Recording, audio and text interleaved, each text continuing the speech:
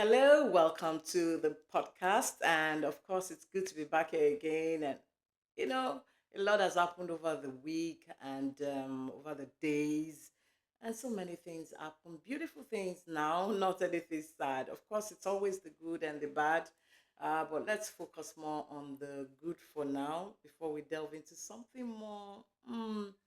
Will I say gloomy? Hello, my name is Yemisi Olufade, and this is Opinions, My Take.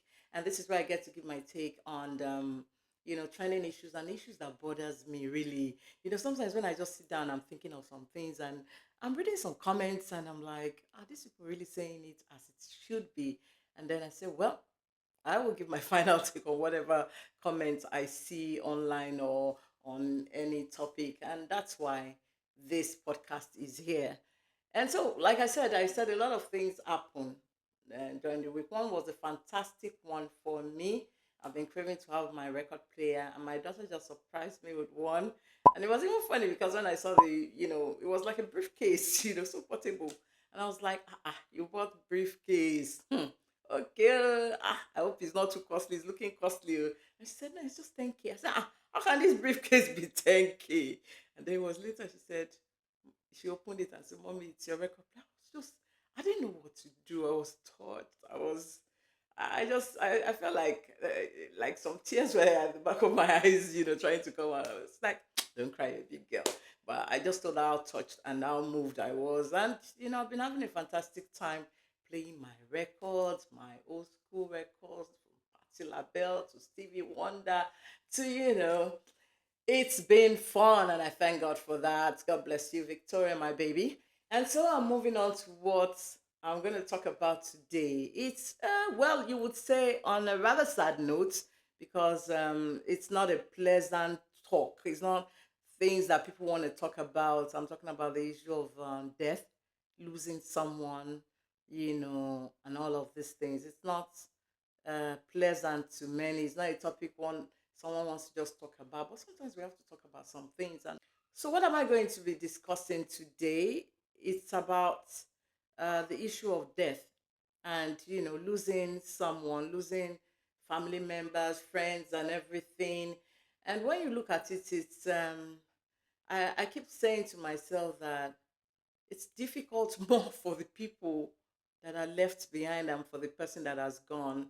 We'll talk more about that, but let's just look at uh, some areas I want us to check out, and then I'll read some comments, some opinions from people, what they think about what has been done to some people regarding this issue. I lost someone this year, sadly. I lost my husband in June, and it was a very, very traumatizing, it's still traumatizing for me, my daughters.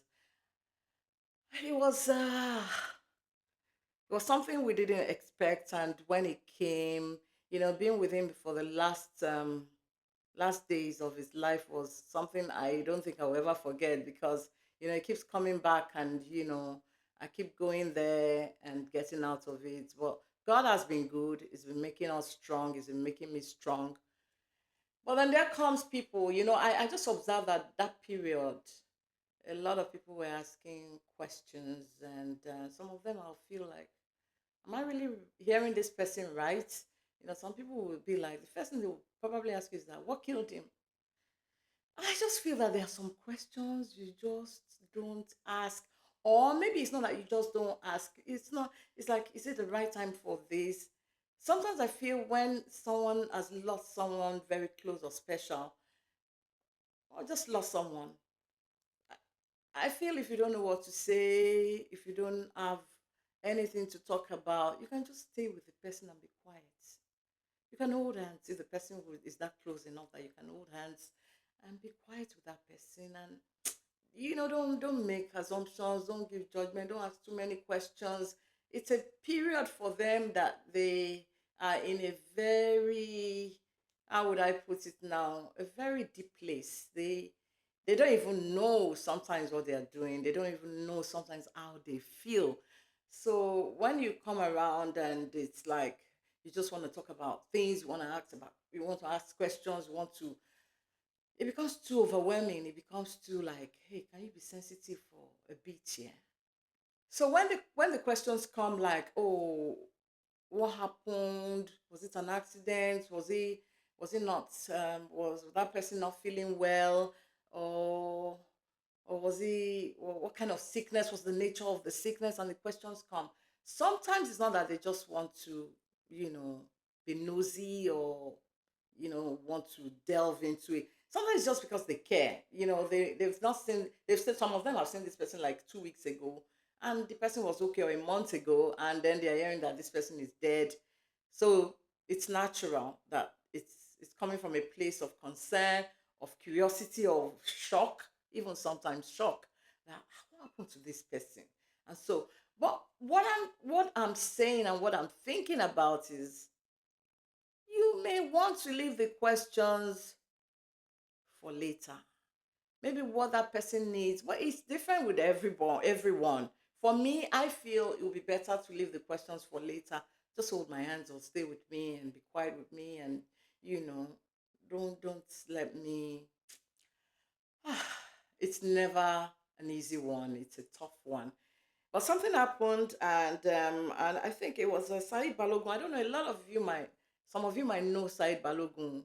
He's a Yoruba actor, a filmmaker. He also acts in Hollywood movies. I mean, English movies, and he lost his daughter uh, some weeks, like I'm 4 weeks now, about 4 5 weeks now, and I saw it and I was like, oh my goodness, this is sad. And so I took interest and I read the comments from where someone posted that actor Said Balogun has raised mixed reactions from Nigerians. And now this person is talking from the place of the daughter having died 2 weeks ago, then, and saying that they saw him at an event 2 weeks after the death of his daughter. And while some people sympathized, others blasted him. Someone said his daughter's death is not even up to 1 month. He has already started going to party. And there were other comments like that. I see comments like, people get wahala. If he decide not to go anywhere, people will talk. He just wants to clear away his mind. He might be going through a lot. And someone said, so he should lock himself up. He can't wake her up at all. Another person said this, that people mourn differently. You people should let him be, please. Another person said, this is even better. Let him go out. If he's inside, the pains will be too much. Depression is real. Let him see and talk to people. It will help. Everybody has their own way of dealing with loss of a loved one. And I'll take this one finally. Says, you don't know what he goes through emotionally behind closed doors. So it might be his own way of easing himself of depression. Abba, allow the man. God will continue to comfort you, sir. And so many other comments like that. But what am I trying to bring out here? I'm trying to say that people mourn differently. The fact that, 2 weeks after his daughter's death, he was seen at a public place, an event, doesn't mean that he's not mourning his daughter. We mourn differently. We grieve differently, and people should allow people to be the way they want to be, especially as it concerns losing their loved ones. You're not wearing the shoes, so you don't know where a pinch is. So you can't dictate or say, oh, this person, 2 weeks, yeah, just. And so something similar happened to me. I know that when I lost my husband, I just wanted, I didn't want colors on, especially my phone and everything. So I changed my picture. It was a kind of dark picture, nothing colorful, nothing. So I think 6 weeks after that or more, I going back on my Facebook and seeing it just keeps reminding me. I keep going back to all that happened. I just said, let me change this picture, and I put on another profile picture, brighter one, and people started liking it, and but someone said, Abba, even in death now, wow. I was like, what's the meaning of this comment? Am I don't know what you are saying. I don't know why you're being judgmental. I don't know why you are this insensitive. And I wanted to call the person like out and like, what do you mean by that? I just said that's not necessary. I mean, I shouldn't waste time with someone like that. If he's insensitive enough to not to even bother about how I'm feeling and just judge me that, oh, I changed picture on Facebook, that means I'm not mourning or I'm not grieving, then well, that's his loss, that's his own battle. That's not my own problem. And so things like this happen, and you just keep wondering that what are you supposed to do when someone has lost someone, your friend has lost someone, has lost a family member, or people have lost, uh, family members, and you're like, how am I to behave? I think for me, I think the best thing I always do, because sometimes when my friends, I've had friends that, you know, I've lost someone, or that I've had friends that I've lost to death. And when I go visit, I know I'm that kind of person that don't know what to say. I don't know what to say because I'm just really sad about what is happening. So what I do is I just stay silent. Like I mentioned earlier, if it's someone that I'm close, I hold the person's and we can cry together. We can just talk about things together if the person is ready to talk. But I won't be the one pushing for it.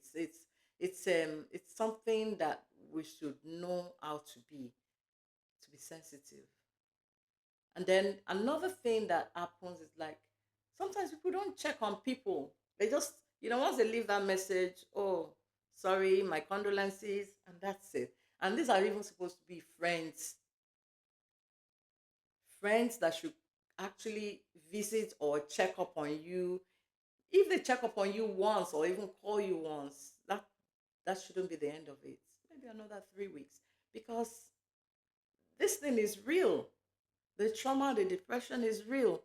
So when you go and you're just like, okay, I visited I bought some things, and I'm sure she'll be fine, and I'm praying for her. It's good to pray for people. It's good to visit. It's good to buy things and to take to them.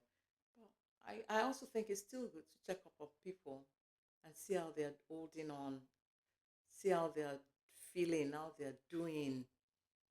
Let them know that I'm thinking of you. I'm there for you. All right. Another thing is, let's look at time limit to grieve. Is there a time limit? Is there a specific time you should snap out of it, get out of it, or is it that you should be allowed to be you because we all grieve differently? So, for some people, it takes it takes months. It takes For some people it takes years. But how long are you expected? Because some people will just expect you that, oh, after like 3, 6 weeks, they're like, you were supposed to do this. You've not done it. Why? And you're like, I'm sorry, I don't still feel. And they're wondering, they won't say it to your face that it's not, people lose people now. Other people have lost someone and they are living. Why is your own different?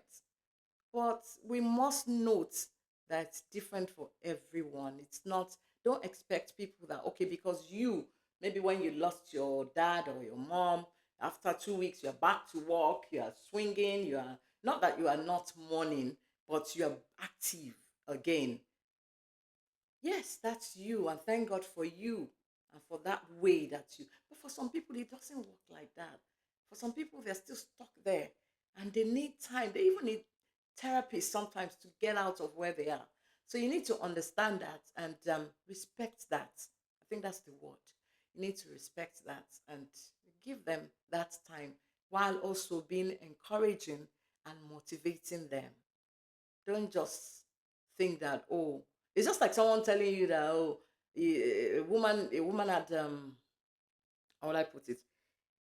If a woman gave birth in a different way, like having a CS, and another one that has had CS, to now say that, well, is it only you? I've had 3 years and I'm out. I've been out. I've been working. What's wrong with you? We need to understand that people are different. People feel differently. People act differently. And people snap out of things differently. It's really important that we know this, so we don't be the reason why some people would probably do something that they shouldn't do. I mean, I'm not praying that anyone would even do that. But hey, we're different, and our limits, the way we can bear things are different. So we need to watch it. We need to make sure that we are that rock that they can lean on, that solid rock that they can, that pillar of strength, rather than being judgmental or telling them to snap out of it or what's wrong with you.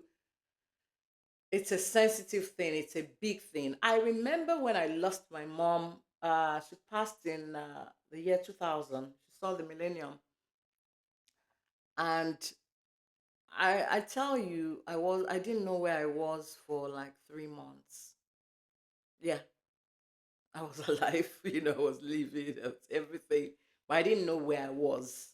So it was a very devastating moment with a big D. And during that period, I didn't know what I was doing. I was mostly out of space. I didn't know how things were going around me. And it took me actually praying, because I was going into it for more than 3 months. After the first initial 3 months, I was really serious. It kept on going, and I had to pray to God, God, help me, help me. And God did. I remember her. I look at her pictures. I think about her, the memories we have, but I've moved on. So what I'm trying to say is that for everyone it's different. For someone, maybe when they love their mom, they love their dad, but maybe after a month they're back on their feet. I mean, praise God for them, and praise God for the person that is not, you know, out of it that soon. We are different. So in all of this, it's not that I'm encouraging that you stay where you are when you're grieving, or you don't get active, you don't become conscious to your responsibilities and what you need to do. But you can take it one step at a time.